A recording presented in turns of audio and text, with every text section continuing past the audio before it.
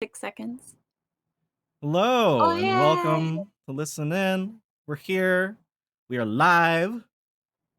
We are live. We are a music live stream and podcast where we are dedicated to sharing with you, the Listen Inners, music by lesser known and underappreciated artists from around the world.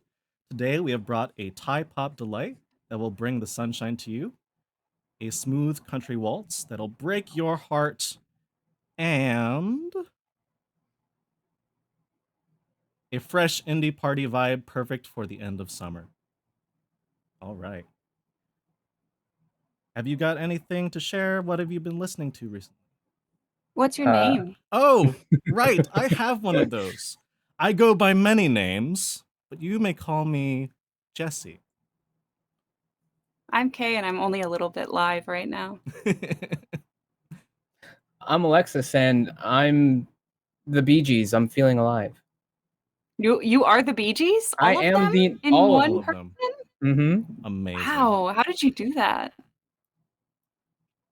And you just gotta watch Harry Potter, and you'll get the answer. Horcruxes and all that. Yeah, I didn't finish it, so I don't think I will, though. All right. Back to my earlier question. Is there anything you guys, y'all's is been listening to? Want to share real quick? Because I've I got know a you lot. had something you were I have a excited to lot. talk about, Yes. so I think you should just take it away. All right. So I was trying to prepare for this week's what have you been listening to? And part of that, Alexis alerted me to letting me know that Gorillaz had dropped a new single, which is the first in a while. And Gorillaz is my favorite band, and it was a collab with Tame Impala, and I like Tame Impala an awful lot, so I'm like, Gorillaz, Tame Impala should be great. And I listened to it, and I was like, this is okay. This is okay. It was not horrible, but I wasn't blown away by it. And I started thinking, actually, I haven't really liked a Gorillaz album enough to like have the songs memorized and like know all the words by heart and like really jam to it since 2010's Plastic Beach, and they have come out with like 4, 5-ish albums since then. Some of them have been more official than others, but that's about how much they produced. And I have to ask myself, is Gorillaz still my favorite band if I only like 3 out of their like 8 albums? Um, and it makes me feel very conflicted because I have a lot of love for them, and I think if someone asked me that question, like, what is your favorite band, I would still have to say yes. Because my number one album of all time is Demon Days. Like, I think if I made a top 5, 3 of those would be the first 3 Gorillaz albums. The other 2 would probably be System of a Down. But the reason I would give for why they're my favorite band is that when they first came out, they were absolutely revolutionary. They showed what is possible for a single person, Damon Albarn, who's the lead singer from Blur. But he does all the music. So they showed what it's possible for a single person to do production wise. I had never heard anything like it before on the radio. The first album came out when I was like 12, very impressionable. So I know I have some biases because I was at the age when they came out and they became my favorite band. But I'd never heard anything like that before on the radio or in top 40. And with my current knowledge of like music, at least for radio play, top 40, nothing like it had ever come out until that point. Um, that mixture of hip hop, punk, pop, reggae, Latin music, and like the surreal meta narrative they had in their albums, especially with their being cartoons, use of like weird sounds and soundscapes. Um, but that got me thinking, like, because I'm reconsidering all of this information, like, what does it mean to be a Gorillaz fan? So like that didn't come out of nowhere. Like, yes, they're a mixture of genres, but like clearly they're not coming like from a vacuum inventing their sound. Um, and now with my current more learned perspective, um, I have to think like that mixture of sound, that use of soundscape and blending of genres is kind of definitionally what hip hop is. While gorillas, they make their own music like from scratch and they don't really use samples. Hip hop would do very similar things but with samples, not always samples. Sometimes they also make their own music, but like hip hop does that. And I was starting to think like, okay, who has done that? And before gorillas did, and I come up with three answers that at least I know. There's probably a lot more that I'm just not aware of. But like Wu-Tang Clan, Del the Funky Homo Sapien, and MF Doom have all done very similar things with like weird samples, weird noises, meta narrative. Particularly, Del has that sort of playfulness that is very present in Gorillaz music, and I think it's no coincidence that Del was on the first album, their first hit, Clint Eastwood, and Doom was on November in Demon Days, and so that like this sound is they're paying homage to their influences in the people that they bring in for their projects, and I think it's really cool. So TLDR for what I have been listening to this week is MF Doom, and I'm really Ooh. enjoying it. So I get that same like feeling of listening to Gorillaz music for stuff that I have not explored as much by listening to Doom.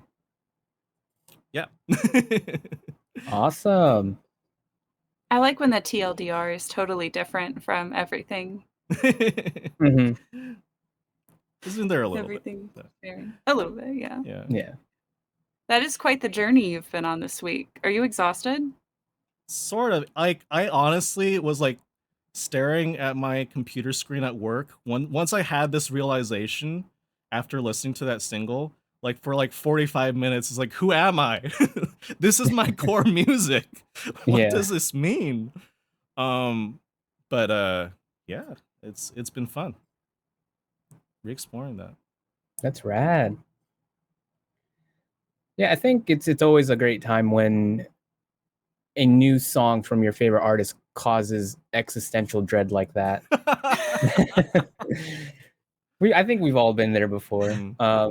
And you know, I don't blame you with kind of like the recent reception of like how you're taking the new music, given you know the kind of track record that Gorillaz has been on in terms of like you've been following them, and then you know 5 records later, you know, do they really do they really you know validate themselves as my favorite band? I wonder. You know, I understand that, and you know, to me, at the very least, I think like I'm super excited to see where they take us for the new music and see like what kind of impact they'll have on Jesse. Because I mean, um, so far with the songs that they've teased, like we're getting a zoo. You know, we have the Gorillas, we have a Tame Impala, we have a Thundercat. You know, what else is, you know, they're gonna bring? You know, we might get Panda Bear. Panda Bear just released a new album, and they might have like something little going on right there. I was so confused with the zoo comment till you started going. Yeah.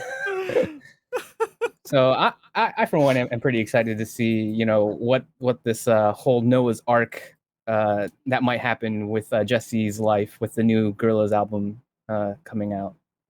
So I'm definitely buying a ticket to go see that zoo, but Yeah. we'll see how it goes. I've just realized, I'm sorry, that the brim of my hat is crooked. Now it's gonna distract me for the entire podcast. Uh-oh. Oh no! Can I fix it? Hey, it's close It's enough. better. Yeah. It's better. Just don't look better. at it. I didn't have time to fix my hair after cleaning my entire house, so It's got a unicorn on it. Ooh. Nice. Is it Scottish? And it's from Coles. Is Coles Scottish? Sorry to take us off topic, although that's kind of what I do. Mm-hmm. Although, if we want to get back on topic, you're first. I am first. Yes. Let me fix my hat. Okay. All right. Trick said we just need some Cage the Elephant to complete the menagerie. Maybe we can get Snake Hips in there? And then also yeah. Serpent with Feet. Yeah. Oh man, With there's the reptilian center. yeah. There's so many that we can work with. US Gaius says Monkeys, Beatles, Def Leppard, Foxanne, good call, and Eagles. But like I think getting the Beatles on this record would be difficult. Very difficult. Yeah. Different Animal Kingdom, I would say probably. Did they That's true. count? Is there like a bug center at zoos? I mean, I used to buy like the bug lollipops. They had like the little bugs that were Oh, you inside the used to lollipop. eat the bugs at the zoos. Yeah. I used to eat the bugs. Well, I Does mean, you that gotta count? feed the animals that eat the bugs something, so the beetles are Yeah. just food. Anyway, I will move on to my song.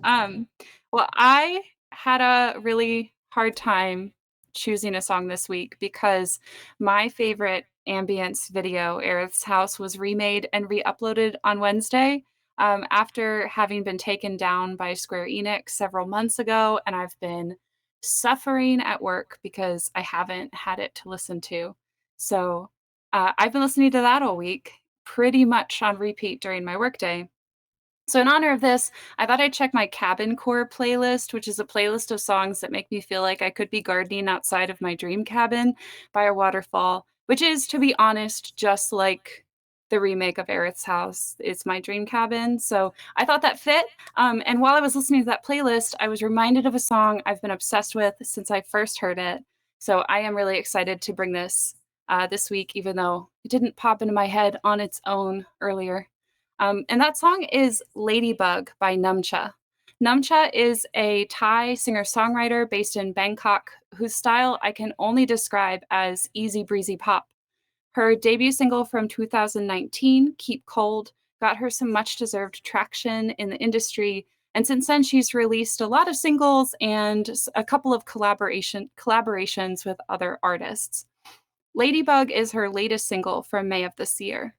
There really wasn't a lot of information available about Numcha, but I think this song doesn't actually need much of an introduction for you to fall in love with it, so we're just going to go ahead and listen now. Ladybug was written by Numcha and produced by Benz. Enjoy.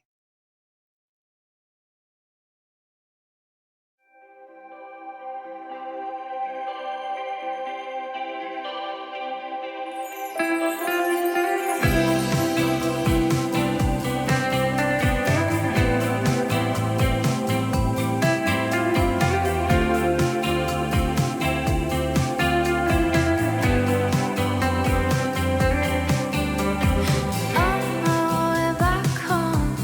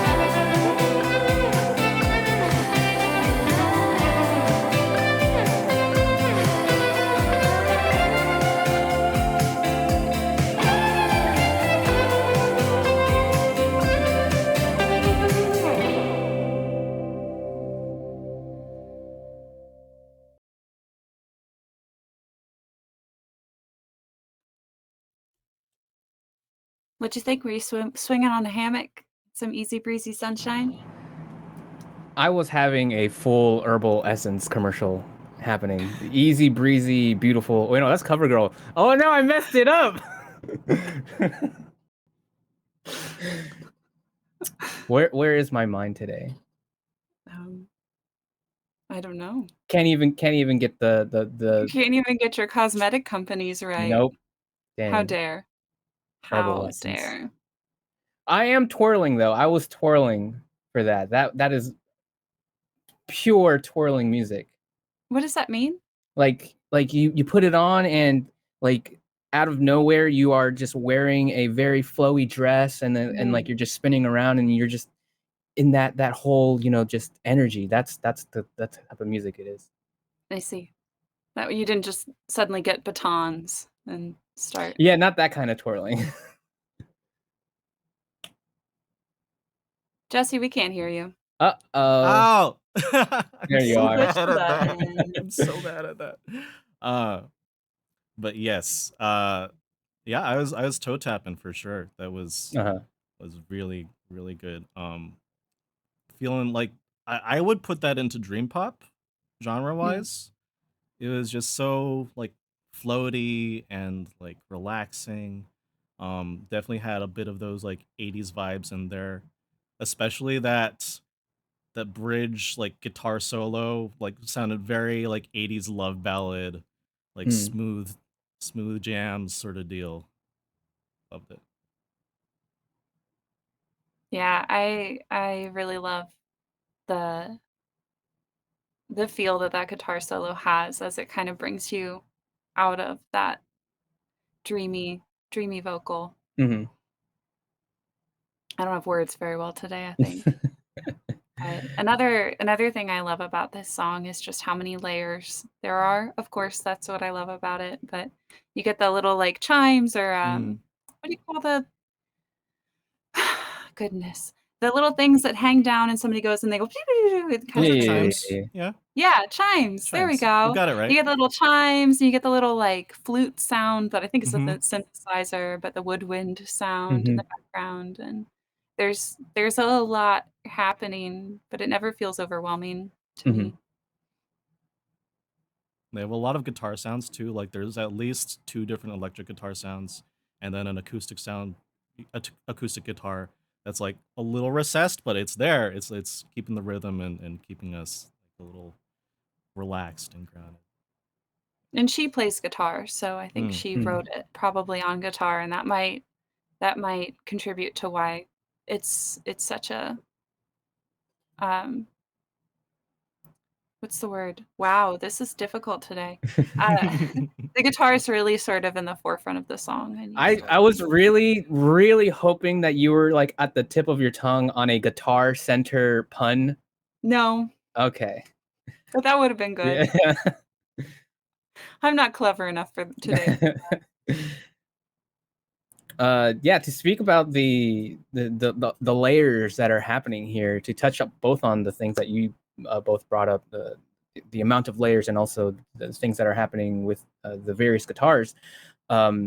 Let's take a moment for me to travel back in time to listen to the song a couple more times, and then I come back and give more of my impressions after listening to the song at least 3 or 4 times.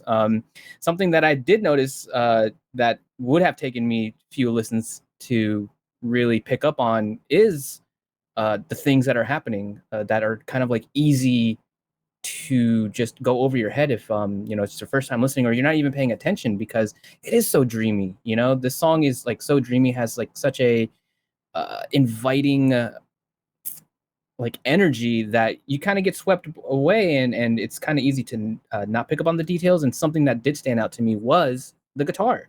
um she's jamming, like uh there's the part that's after the first chorus where like it's kind of like a solo, but kind of not. It's like kind of just like acting like this like little instrumental break in between, but like she is jamming, like she is totally giving it her all on the guitar in that section. And then we get a proper solo after the second chorus, and I thought that was so amazing, because like I feel like we still get solos in songs sometimes in pop songs, but not really, mostly in rock songs. But even then, like it feels like a true proper solo just does not happen all that much. We get a lot of like instrumental breaks lately.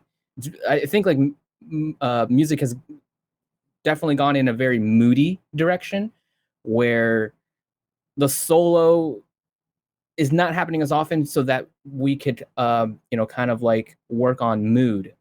um and it was just really refreshing to get like an actual solo here, and it was something that I did not pick up on the first listen. I had to go back in time, listen to it a couple more times, and I was like, oh, we're getting a real legit solo here, and it's amazing. So I thought that was awesome. That was very refreshing. I really liked not just how many things are happening that surprise you when you do catch on to it, but that we're also getting something like really really cool. And also it's live as well. It's not like she plugged these notes into like a virtual instrument to play the solo. Like she's the one that's doing it. It sounds really incredible. The human touch of it is really nice.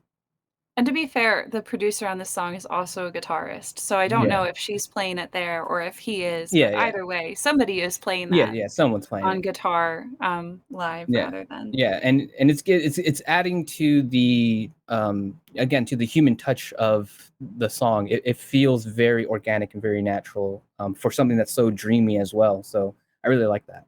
Mm. I do feel like I've been hearing more instrumental solos and songs more recently, like over just the last couple of years. And I don't know if that's just the music I've been listening to shifting into something that has that, or if it has just been coming back around. But it is nice to hear when you do hear it. Yeah. Speaking to Alexis's point where he was talking about like kind of losing yourself in the mood and like not necessarily hearing the details, uh, I have like I have a really hard time kind of hearing the lyrics in it, but like Mm, it's I don't mind because her breathy tone is just like so perfect for the song and for all the instrumentals that are going on. Like it fits super well, and I don't really mind that I can't understand the lyrics. But once I did look up the lyrics so I could read them while I listened along, um, they came off as very like 50s pop. They're very straightforward and like simple, and you can totally understand what it is that she's talking about. Like mm, you don't need to know any references to get this, or like think about metaphors. It kind of reminded me a lot of the 50s song Chances Are by Johnny Mathis. Chances are when you wear a silly grin. Anyways, I grew up on oldies. But it's like very straightforward. Um, if I can digress a little bit, uh, I every time I hear lyrics that are this straightforward and like honest feeling and genuine, it reminds me of this time when my college a cappella group performed with the Pittsburgh Pops, and it was like we were opening for Motown night. So we did a 3 song set that was Motown stuff, and before we did it, we were so nervous. Is like, oh, we gotta get like this really authentic as we can. And then we get there, and most of the audience was like older people who had grown up with that music, and it was kind of sweet, and Hmm. mostly senior citizens. Um, and at one point, Marvin Hamlish, the conductor, was like, "Oh, harkening back to days when you could understand the lyrics of the songs that you were listening to," and the whole crowd just like cheered. Yeah. It was a little bit of like young people these days with their music, but like it was cute at the same time. Mhm. At least they were happy. Yeah. Yeah. Yeah. Uh, Jesse Iwisgaya says, when is Jesse dropping his album? And then says Jesse Buble. Or Bubbly, depending on how you want to read it. Mikey Bubbles. And no time soon. Uh, No. The fans need to know, so keep us updated. Okay.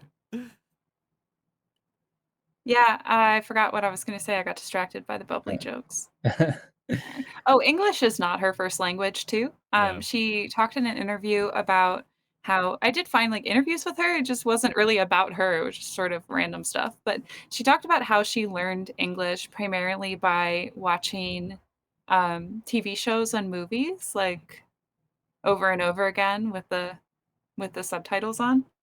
And so that does occasionally you can tell like how can I go fluid with this fast hand and a little wind? I can feel you on little things. I don't know what that means. mhm.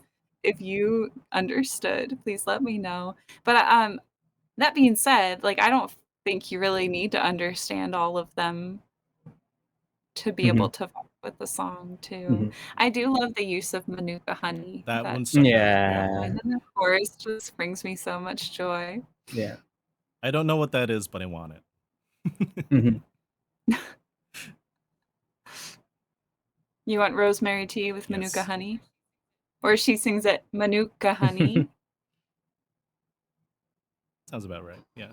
Mhm. Yeah. Yeah. I think the lyrics are simple and they do get across, what she's trying to evoke, which I thought was really surprising given how, we were just talking about the zoo and she's talking about the ladybug exhibit at the zoo. And I was like, how did she know? How did she know? Um, yeah, the lyrics have nothing to do with the ladybug exhibit. That would be really cool if there was a ladybug exhibit. But I was watching the video at the very aggressive request by Kay, and I agree. I think the video is very cute. Such an adorable video. It's a lyric video. It's labeled as a lyric video, but I feel it's like one of those lyric videos that really border on the line of just being the actual music video. Yes, it does have the lyrics, but like you can watch it and it definitely feels like a music video to me. You got like this uh, dancing heart mascot guy as a main character. What a cute little guy. He does like a little jump in it, and I was like, wow, like I feel like I can resonate with what's going on here. I feel like my dream partner is not a ladybug, but a person in a heart shaped mascot suit. So yeah, go check out that video. It's really cute, and I think both the song and the video are like this really cute combo of just like very simple things. It's very straightforward, also very very pretty. It really wraps you up in this mood. Yeah, and other than that, I would say my final point here is like the thing that stood out to me is I feel like this song does like all the K things. It's not just the K sound, but like we have a solo, we have a pre-chorus. Do we have a I love a post-chorus? Yeah. pre-chorus. There's no post-chorus. Unfortunate, but yeah, it's doing all the Oh K wait, things. no, not really. Yeah, so I really enjoyed it. I really do too. Yeah. Jesse, did you have anything else you wanted to say? I just liked it a lot. It was, yeah, it's a good solid song. Love it. Kind of vibey. Yeah. All right. Yeah. I think if you Alexis. check out more Numcha, you won't be disappointed if you're looking for more of this sound, that's what I'll say. She's pretty consistent in that sort of easy breezy, dreamy pop sound. Not as bright and sunshiny all the time, but still very easy breezy. Mm. Alexis, go ahead. Yay. Okay. So I feel like the artist that I brought is a pretty good match for the vibes that Kay has brought so far.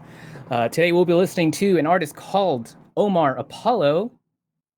Omar Apollo is an artist that comes from a Mexican family that is a first generation of his family living in the United States. His parents settled in Indiana in the 90s, where soon after Omar was born. He recalls receiving an electric guitar as a Christmas gift when he was 11, but his parents didn't know it needed an amp. So, this left a young Omar very stumped on how it was supposed to make the rock sounds that, he was hearing in music. So he, the young 11-year-old kid that he was, he then took it to a pawn shop, as kids often do, and traded it for an acoustic guitar, a guitar just a little more prepared to produce amplified sounds of its own, which was part of his beginnings with music. Growing up, Omar has said that he never really saw musicians embracing Mexican culture, and this in turn made him feel as though that no one would really take him seriously should he try to make a name for himself as an artist and as a musician. However, these feelings have changed. Omar citing how he's felt it being really cool seeing a bunch of Latin kids coming up and doing their thing with music lately.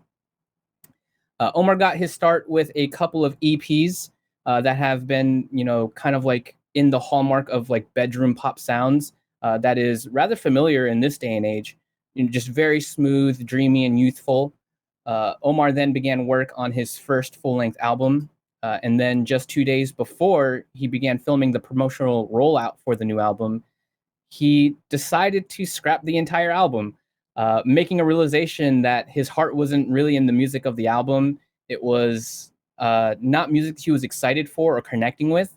That album is not this album that we'll be listening to, where the song we'll listen to today comes from the album that he released earlier this year called Ivory.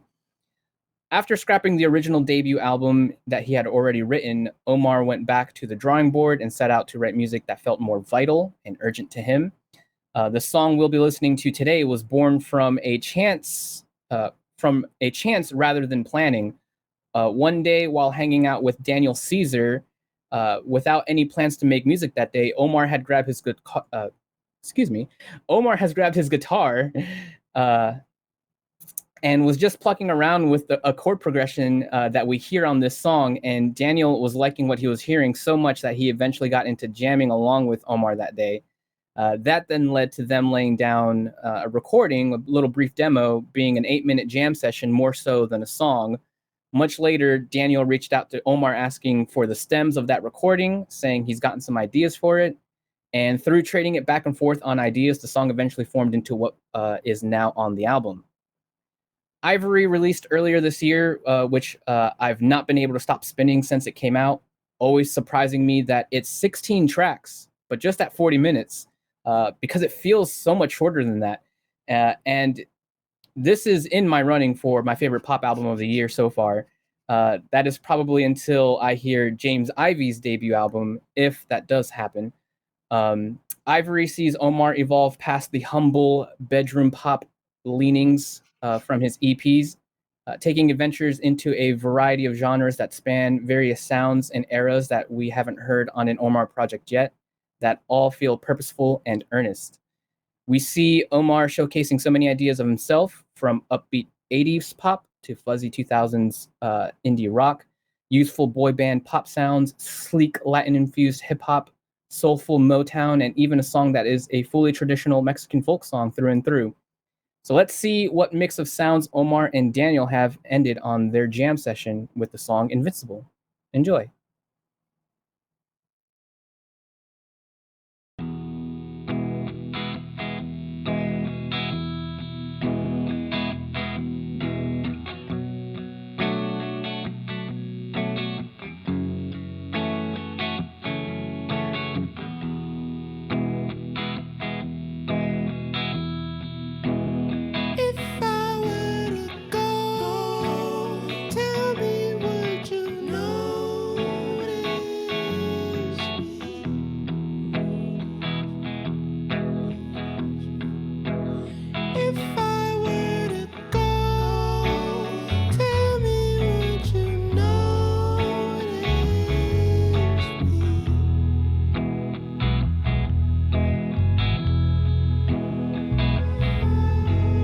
24 hours after CS1 release.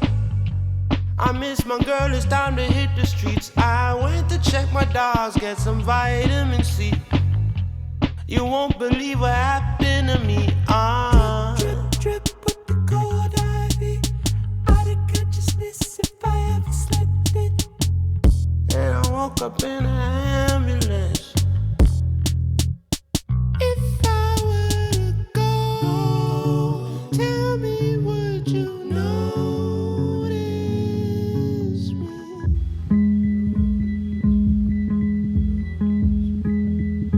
If I were to go, tell me, would you notice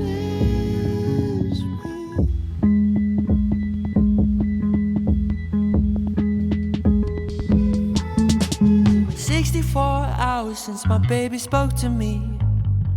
He kissed me, now I love his dopamine. I tried to go to sleep with my brain on 2CB. You won't believe what happened to me. Drip, drip, drip with the cold ivy. Out of consciousness if I ever slept it. I've been gone, moving high speed now. That's my song, let me hear that bounce. Latin boy for the color brown. Shagamo jeans, Ferragamo brown. Venetian walls with the porcelain tile. 28-6 down the doggone town. If I'm down, would you help me out? If I'm down, would you help me out? Call you back to tell you that. Call me back. My feelings. I'm not invincible. I'm not invincible. I'm not invincible. I had to call you back to tell you that. Call me back. Could explain my feelings. I'm not invincible. I'm not invincible.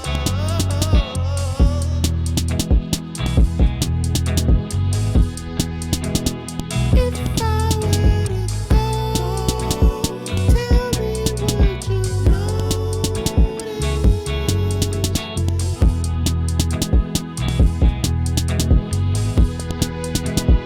If I were to go, tell me, would you notice?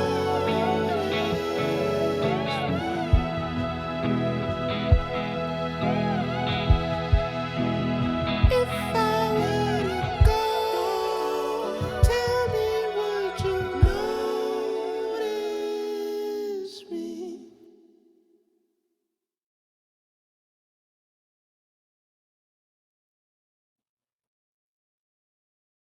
All right. What do We're we back. think? Yeah. We're back while I'm trying to shift around my feet that are totally asleep. So Uh-oh. pardon for a moment. It's okay. Okay. Yeah, Anyway. I got too wrapped up into the song to think of a clever way to get the discussion going. But yeah, what do we think? Wow. There's a lot of cool things going on. Mhm. Like structurally, it's not that much more complicated than like your average song. And like the Mhm. melody seems like pretty straightforward. But there's a lot of production going on. I was Mhm. a little blown away by what they're doing, at least spatially. Like Mhm. the the background singers are like a little fuzzier, a little further away. You got Daniel Caesar like chiming in with like left, right, and then Mhm. my absolute favorite was when you get to the rapping part. It's like he's slowly pacing like right to left as he's Mm. rapping and then back, and it's just like wow, Mhm. that's so cool. Yeah, for me, it was like he was like circling my head, Mhm. spinning around. Yeah. That was a super cool part. I feel like it's simple structurally if you see the structure only as like chorus verse Mm. type structure. But I think when you consider the production and how much it grows and builds and changes, like the verses don't sound both like a verse and even the chorus, you catch it because that Yeah. melody is pretty simple, but it still doesn't even Mm. feel like the same thing all the time. Mhm. It really almost feels like it's just different going all the way through, like, it feels through composed. I don't know if anybody knows that term, but Nope. meaning that there isn't, like, a Yeah. repetitive, repetition. Nope, what's the word I'm looking for? Like there isn't a part that repeats because it Mm-hmm. varies so much as it goes. Mm-hmm. There was just a lot that was really cool. Yeah. I feel like um if I'm this is like my first time actually like really thinking about this, because y'all are putting it my attention to it, but I don't think there is a repeating part that is done exactly the same, the next time it happens. Like the song starts off with the chorus. We don't get that we don't get the chorus sounding that way again the entire time of the song. Like the second chorus and the chorus happens 4 times, right? It's 2. There's a verse, chorus, and then the chorus at the beginning and the chorus at the end, I think. It says I count 3 looking at the lyrics. Oh, okay. So yeah, At the beginning, in the middle, and at the end, and Yeah. then there's like pre-choruses and a refrain. yeah. So the ending chorus doesn't sound like the middle chorus, and it doesn't even sound like the beginning chorus. Like what's happening production wise, what's happening sound wise, what's happening texturally, like it's all different. And it's kind of crazy like how the very simple chorus is the thing that we get introduced to, and I think like it doesn't really set us up to what the song is going to be. And this song goes places. It's simple, but like you get like this really ethereal, very kind of dreamy, kind of wistful very beginning with the chorus, and then we get like these really boppy verses that take a ride on different genres. And all the while all this is happening, they're doing just really interesting production things at the same time. It's like the lyric stuff is simple, the production stuff is like that's what like grabs you, like that's like I feel like is what's taking you, propelling you the most throughout the ride, and like what you're really catching on to. And that's not to say that the lyrics is not satisfying or fulfilling at all, but like I really feel like the sonic journey is like the big payoff. Yeah, definitely a journey. Mm. There's so much texture and so much overlap, and there's always a little something to keep you engaged. I thought the rhythm was really fun, that like Mhm. it matched with the vocals very consistently. And Mhm. that's not an easy thing to do given like how they were mixing up their flow and like stutter stepping and like yeah, it's really difficult stuff, but like they made the production and the instrumentation just match so well with what was going on Mhm. vocally. My favorite part of the production, I think, was when there was like a drum beat that started, Mhm. and then it started seeming like it was gonna fade in and like fill in to the song, but then it cut out, Mm. and we got like the big. I think that's when like the big like almost dance bass came in. Mhm. Do you know what I'm talking about? I forget where in the song it is. I should have written it down. But that part, like, took Mhm. me on a little bit of a ride because it did not do what I Yeah. expected it to do at all, but I liked where it went anyway. Yeah, I think I know the part that you're talking about. Hold on, I'm looking for it. Is it Before the you won't rap. believe you won't believe what happened to me. I drip with the cold ivy. That part? I don't even remember what's Uh happening in the vocals in that okay. moment. So, yeah, it's not gonna be Okay. helpful. But if you listen to it again, listen for it. Like, because I remembered it because I thought, bringing her up 2 episodes in a row of the Madison Ryan Ward song we Mhm. listened to, where it starts off really smooth, and then it's almost like somebody's drumming on a table, and it turns into this beat, and I thought it was gonna do that. Like, Yeah. I thought it was gonna introduce this beat and then sort of, expand it out so that it became a part of the Yeah. song, Yeah. and then they kind of introduced this beat, and then I was like, "Nah, peace out. We don't Yeah. actually want you here." Yeah. It I just think passed by. I think it is the part that I'm talking about. So, Yeah. yeah. Also, I love that you just dropped. He's just hanging out with Daniel Caesar, just a thing Yeah. he does. Yeah. You know? Yeah. We're hanging out. That's Besties. kind of crazy.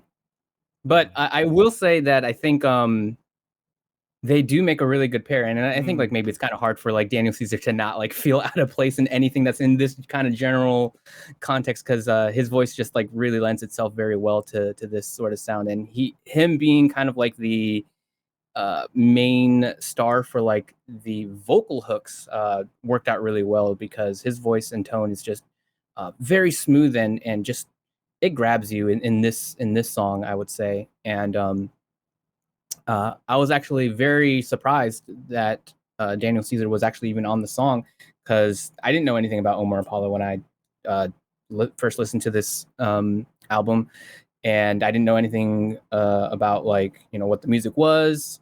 So, you know, I was just listening to it, and then out of nowhere, I'm just hearing Daniel Caesar. And I was like, is that Daniel Caesar? And then, like, it just worked out so well as well. So like, not only was it a surprise, but like the way that Daniel Caesar, you know, contributes to the song was just amazing. So I was like blown away that the collaboration even happened to begin with, but it also sounds amazing. So it was really cool.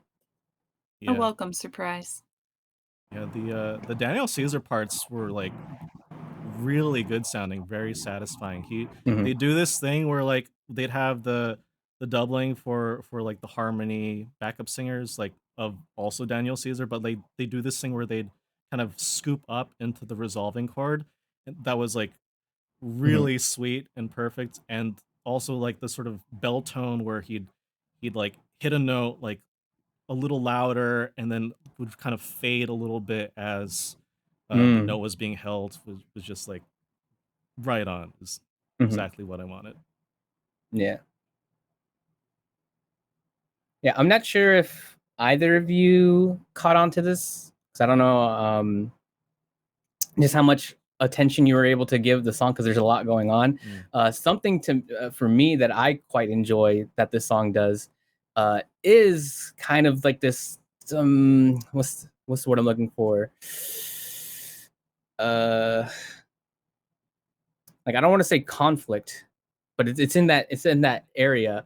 But like how the vocal production conflicts with the sound production, there are like moments with the song production where it sounds intentionally like I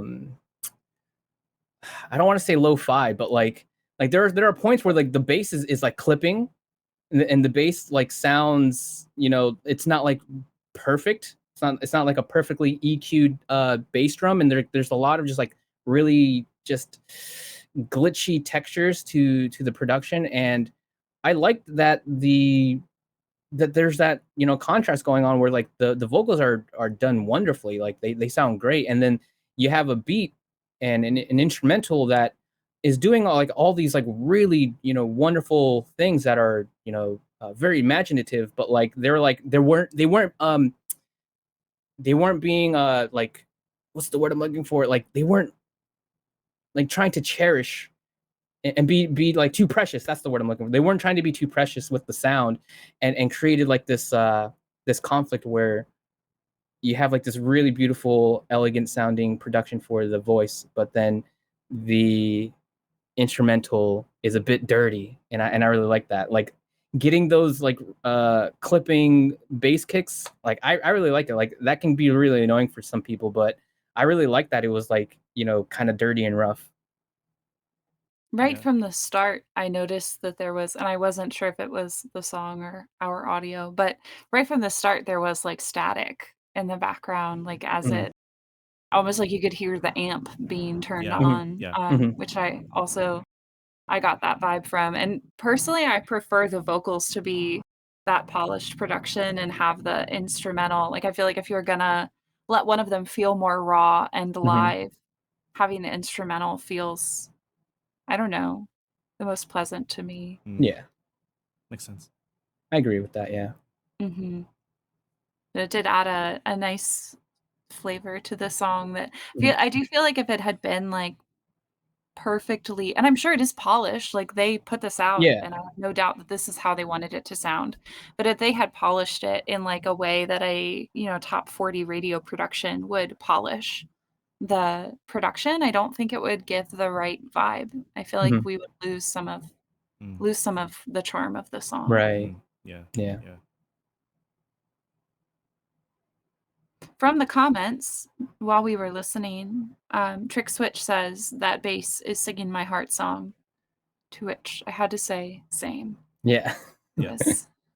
Nice. All of the bass, like all of the bass stuff was very Yeah. nice. Mm. Bass stuff, technical Yeah. terms.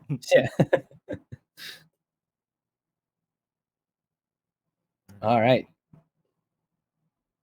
Oh, I have nothing else to contribute. Is that everything that y'all want to bring up right now? Cool. All right. Well, Omar Yeah, if we Apollo. wanted to listen to more, where should we start? Yeah, I mean, as I mentioned earlier, this is like easily my favorite pop album of the year so far. Maybe top 2 at the very least. Just it's such an easy listen. So like I do the typical Alexis thing, like pick anything from the album, you are going to like it, because like it is like just everything is just like really catchy. There's something for everybody, and not too long ago, like a few weeks ago, actually, come to find out that he has released a deluxe version of this album. So if you like what you're listening to on this album, there's even more of it out there. I didn't listen to it yet because I wanted to do the episode first. So I don't know what exactly makes it deluxe, but it's out there, and that's kind of cool. We got 2 offerings of Omar this year.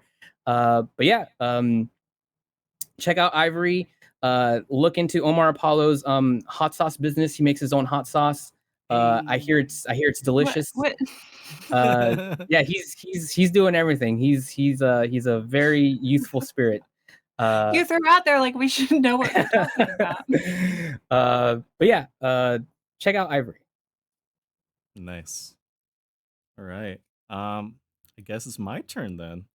I have been itching to share this song for months.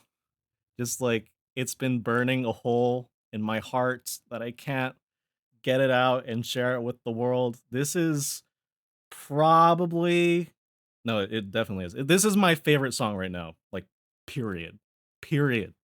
Uh Katie Pruitt is an American singer-songwriter based in Nashville. So Kay, you might have run into her once or twice and not known it. In 2017, Pruitt was awarded the Buddy Holly Prize from the Songwriters Hall of Fame. They didn't say for what song in any of the sources that I looked at, but she's there.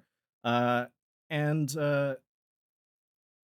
the prize that she was given recognizes and supports a new all-in-one songwriter, an exceptionally talented and inspired young musician, singer-songwriter whose work exhibits the qualities of Buddy Holly's music.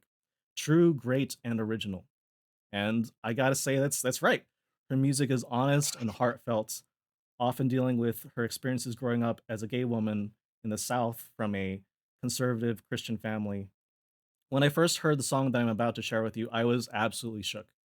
I might have teared up a little, but to me, it fully represents country music as at its absolute best. In our Pride Part 1 episode, I shared Orville Peck, who brings fantastic flash and showmanship, which I really enjoy to country music. But I think in its truest form, country music is about telling stories and wearing your heart on your sleeve. I've heard many people say things like, I like everything but rap and country, which has some classist implications, which I don't want to unpack now, but we could if we want to. And up until high school, that was also something that I said. But I've since changed my perspective to embrace that while I may like or dislike particular songs or artists or subgenres, there is something good to be found in any musical tradition. And it's just a matter of exploring and finding something you like. I know I have some bias because it's my favorite song right now, but I believe that this song is one of those songs where, like, even if someone says, I don't like country, you gotta like this song. It's like I honestly would not trust somebody who said they don't like this song. But without further ado, let's take a listen. Here is Out of the Blue by Katie Pruitt. Let's go.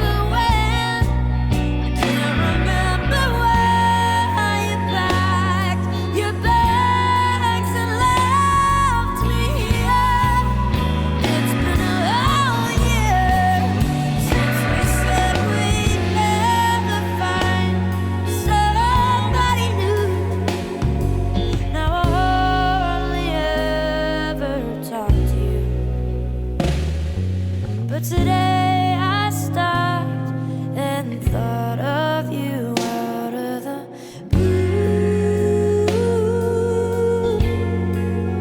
Out of the blue. Out of the blue. Out of the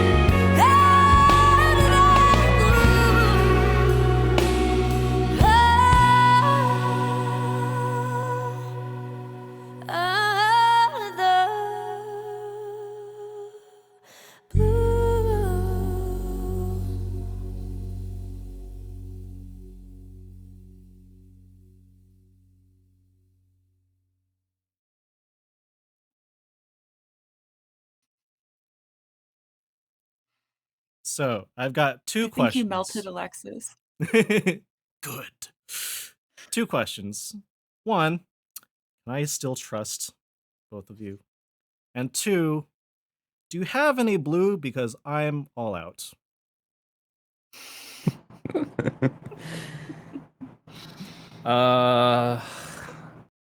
Okay. Well, first, trust not broken. Second, I'm in a very lilac sort of mood today, so I'm quite out of blue, but I have a little bit to spare over here, just a tiny bit. Camera. You shouldn't trust me in the first place.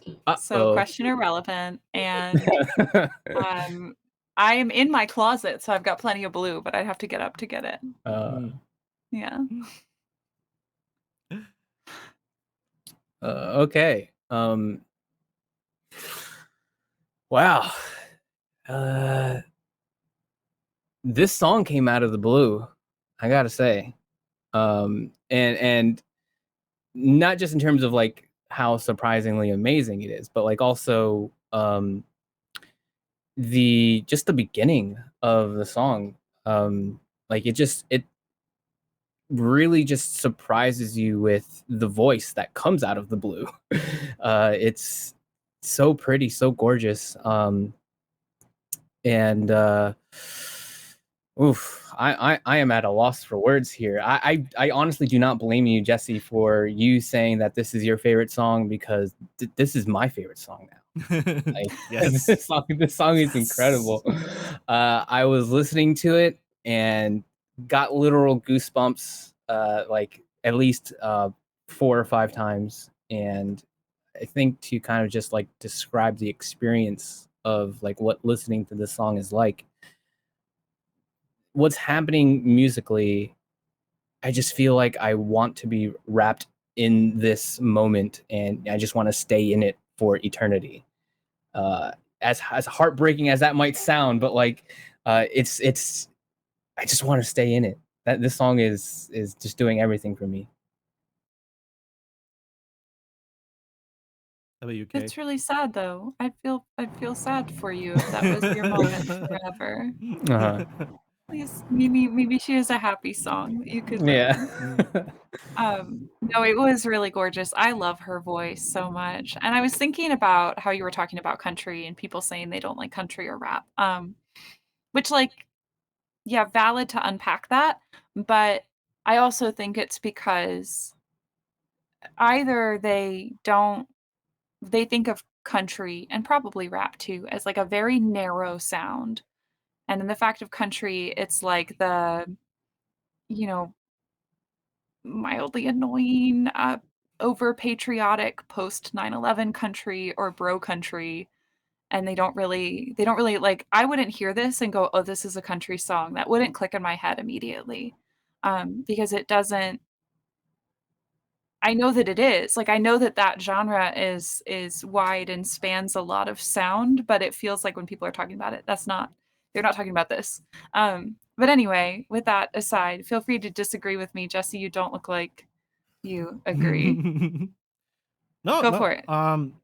I get what you're talking about in terms of like, yeah, sometimes like the twang. I don't particularly like electric guitar, or like, no, not electric. Hawaiian slide guitar. Electric slide guitar. That's what I meant to say. Um, I can tolerate it if the rest of the song is amazing. Then I don't care as much. But like that is something that for a long time kind of pushed me away from country. But I think there is also a lot of like, that is like, rap and country have historically been from poorer, less socioeconomically advantaged populations. That's just where it's at. So there's a lot of people who like have that association. That's for those people, or like, I don't want to have that sort of level of status associated with who I am, so I'm not gonna, deign to listen to that sort of music.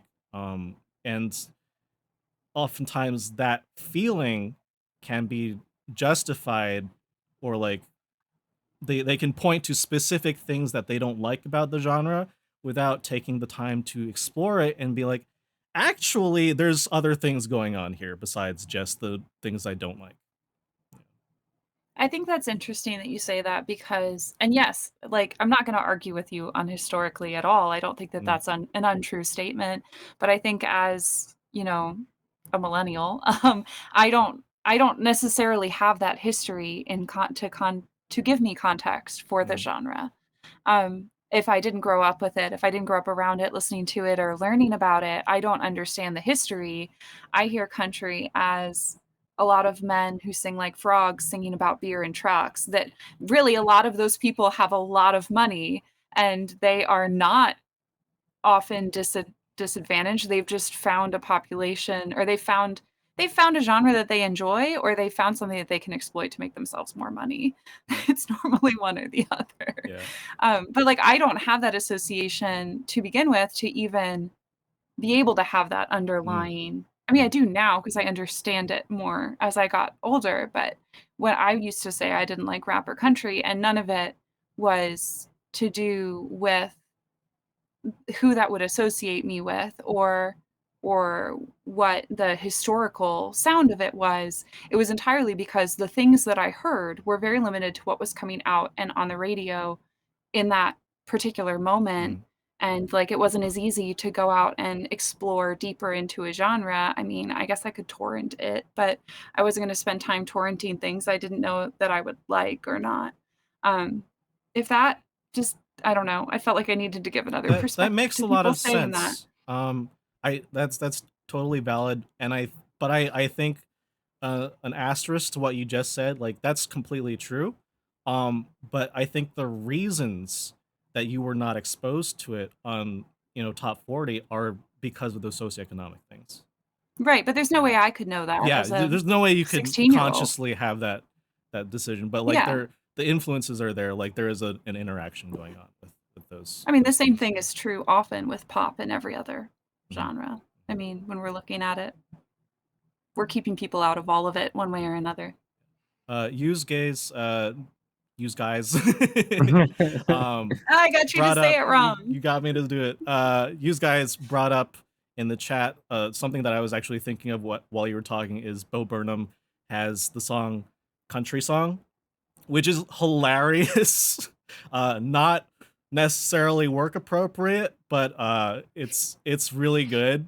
It's a true like solid parody in terms of like, it sounds like a country song, and it's talking about exactly what you were talking about with like rich people pretending to be poor people as country stars.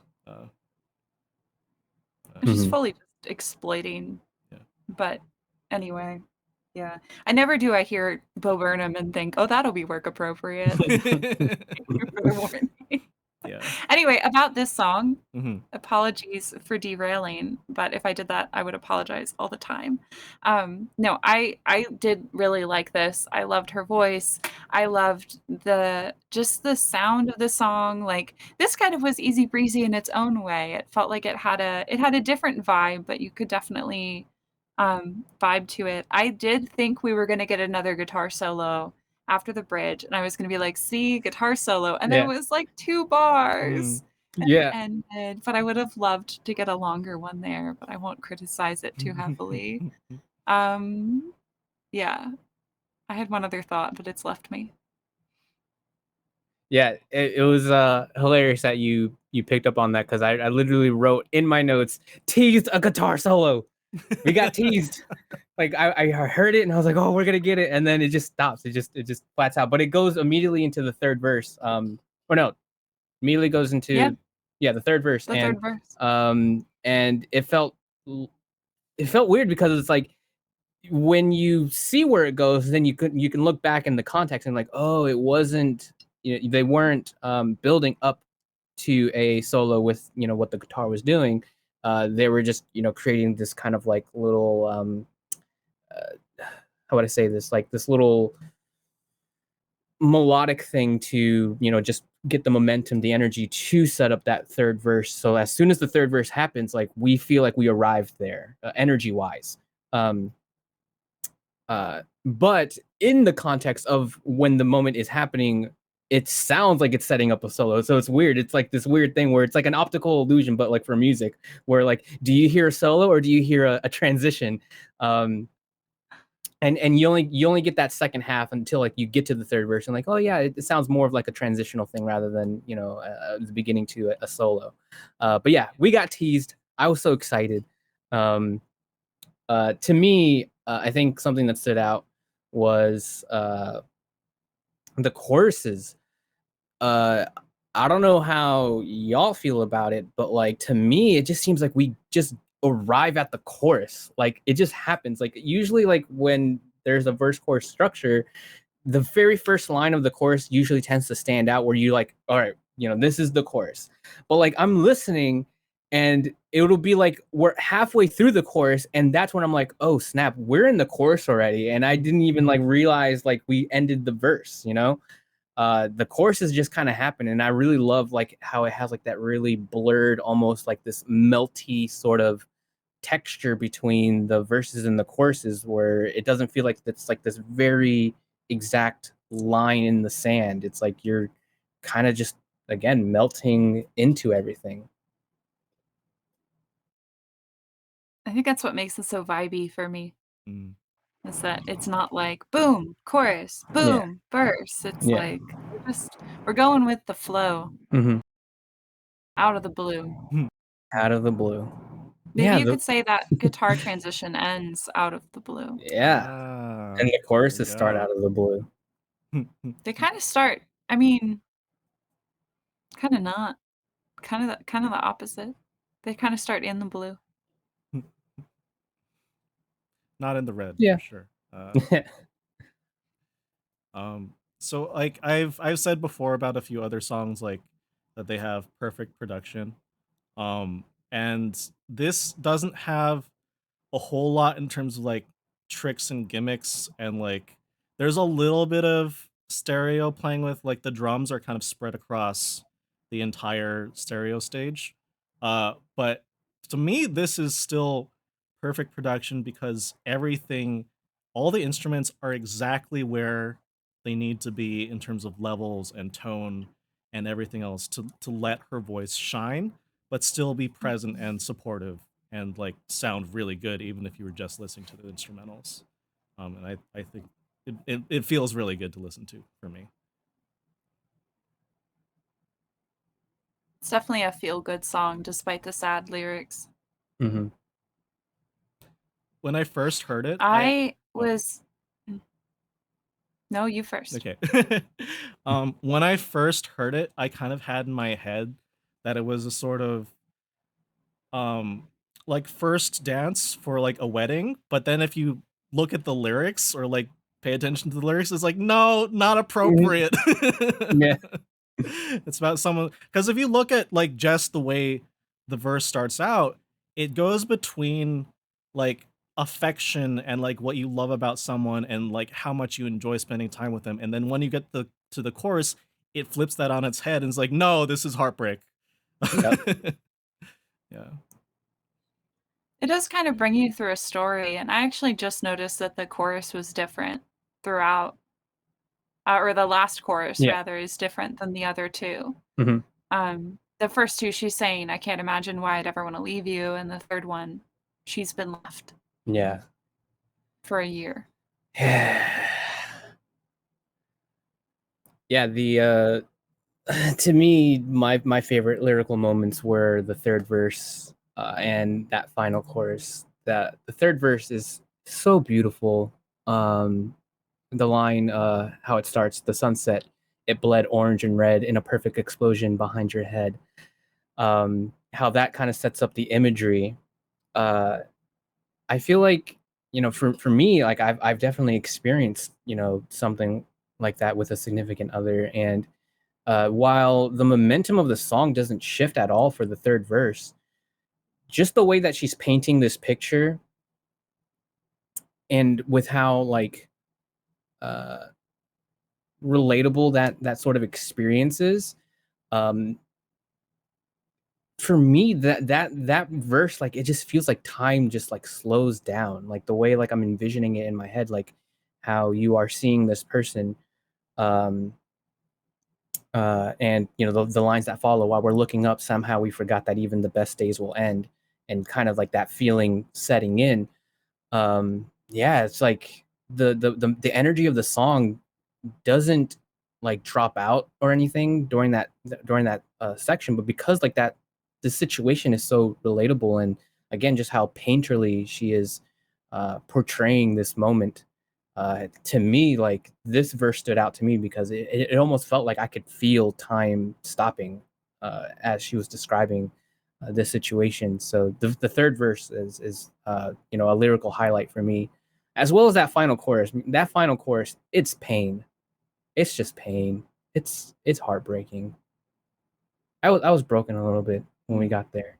Well, But I yeah. feel like it's pain, but it ends with, "But today I stopped and thought of you out of the blue," which I read as like she had kind Mhm. of forgotten this person existed. Like she had moved beyond it. She was over it. She's healed. And Mm. just suddenly it came back to her and she remembered all of their Mm. past memories and moments together, Mm. rather than it being like, yeah, the song is sad because it's looking back with some amount of nostalgia on a Mhm. relationship that has ended, Yeah. but I think it's also about healing in a way and mm, about Yeah. moving forward. yeah, there's a lot of depth to the story, I feel. And there's like for me, the lyrics are also just fantastic. Like you mentioned, they're painterly, they're vivid.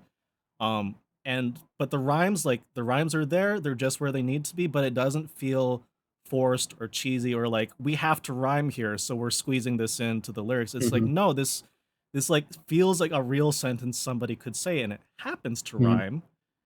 But like it feels heartfelt and real to me. I really love Yeah. that. That is my biggest lyrical pet peeve. Mhm. Oh, we should rhyme here. So I put a rhyme in and it was the first result on rhymes.com. Yeah. That sound. Yeah, Yep. it really drives me crazy. I can Yeah. ignore lyrics until they do that and then Yeah. I've lost it. There's a bug in my hat. No. So many bugs. Is it a ladybug? Oh yeah, it's not a ladybug. I think it was a fruit fly.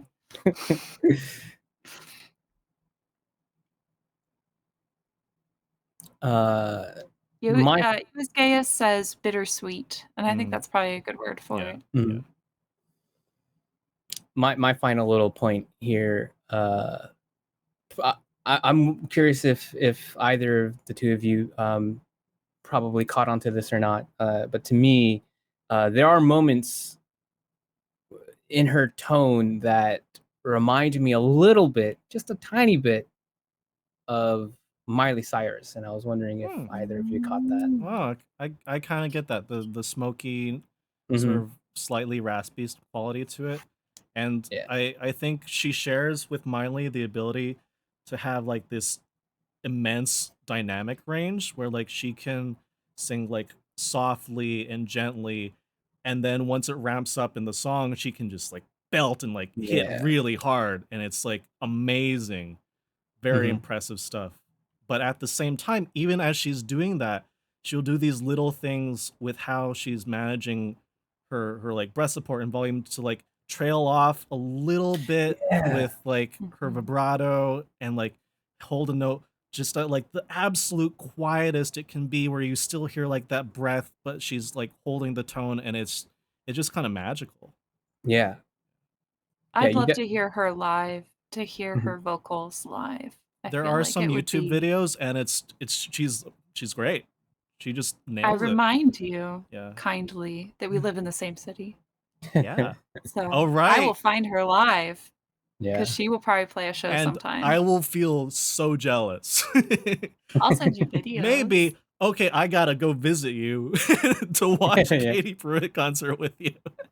Right now, there's nothing. That she has something in Bristol, but it's like a big thing. It looks like it's not just her. So right now, there's nothing. But I'll let you know if something pops up. Okay. Got you. Anybody else got something else? Because No. I was gonna say I like that it was either 3, 4, or 6, 8. It doesn't really matter, but I do love a triplet meter. Extra points. it helps that sort of slow, relaxed vibe with it at the same time. Mm-hmm. Yeah, and I could also pick apart the production a little bit with a fine-tuned comb and like mention the violin plucks, and like there were a few chimes here and there, which I like, but yeah, it's just there's nothing to criticize about this song. It's just like amazing through and through. Alexis, do you have any? Oh, one more thing, yeah. Except for the lack of guitar solo.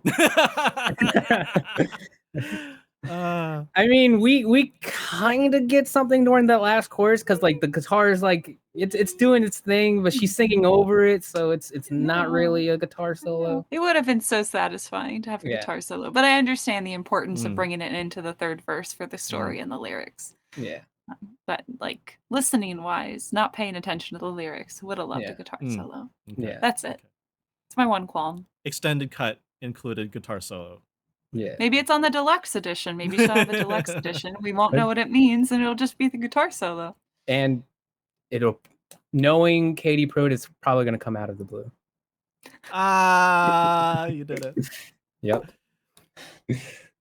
Well, if you want to hear more of her, the album that this is from, Expectations, is her only full, like, complete album, but it is like start to finish solid. Like, there's not a single song on the album that I'm like, oh, she could have worked a little harder on this. Like, no, it's all really good. And like I mentioned, she does deal with growing up as a gay woman in the South from a conservative family, and she kind of explores those emotions and processes that a little bit. And I read in an interview that was with both her and her mom that like she kind of used one of the songs, Georgia particularly, to like talk to her mom about how she felt growing up. She sent her mom like an advanced release and was like kind of asking if it was okay for her to send this song out. And her mom was like, well, this is your prerogative, this is your artistic work, and I'm not going to stop you from doing it. And for her mom, it was painful to hear that she had caused her child pain, but like ultimately she loves her daughter and, you know, grew as a person in order to continue loving her daughter, because that's just how she felt, which was like really heartwarming to hear, and like really wholesome. And I would hope that most people have a similar experience in terms of like their parents and difficult concepts and things about their identity. But yeah, it's there's a lot of depth in the lyrics, there's a lot of heart, and I can't wait to see what else she puts out. I can't wait to see her live without you. Just joking. Oh, my heart. It was too easy. I'm sorry. Brutal. Oh, absolute brutal. Well, anyways, wrapping up, I feel really good about the songs we listened to today. If you are following along on YouTube or any of our social platforms or any other platform, please like or follow or comment or subscribe, or all of them if you can. It really helps us grow with the YouTube algorithm. If you're watching and you haven't yet done so, please follow. on Twitch. We are going to try to broadcast as many Sundays as we can, logistics permitting. But we're gonna try to keep it as consistent as we can. So tune in if you can when we're live. We will also post recorded episodes to YouTube and Spotify. But for Spotify, you do have to be premium. So just a forewarning there. But yes. Okay, you got If you one. are not premium, you'll only hear 30 seconds of the song, Yeah. which kind of sucks. So just listen on YouTube. And also our Discord. You want to pitch the Discord, Jesse? We opened up our Discord. Discord, if you're not familiar with it, is a sort of online community building sort of program software app dealio. But like you can chat with us, you can share music, we can share music with you that we're not necessarily covering in the show. You can give us suggestions for things to cover. In the future, we do plan on having listen-inner submissions. So if you suggest a song, we might, as a fourth song after we're done presenting the 3 songs we normally would bring in, would talk about that song and what we think about it and how we feel about it. So yeah, join the Discord or post on one of our socials. And that way we can interact with you directly and, tell you what we think and how we're excited to share your music. All right. That's all the stuff. That's all the stuff. Thank you for listening. Thank you for listening. All right. Here we go. Bye. Bye.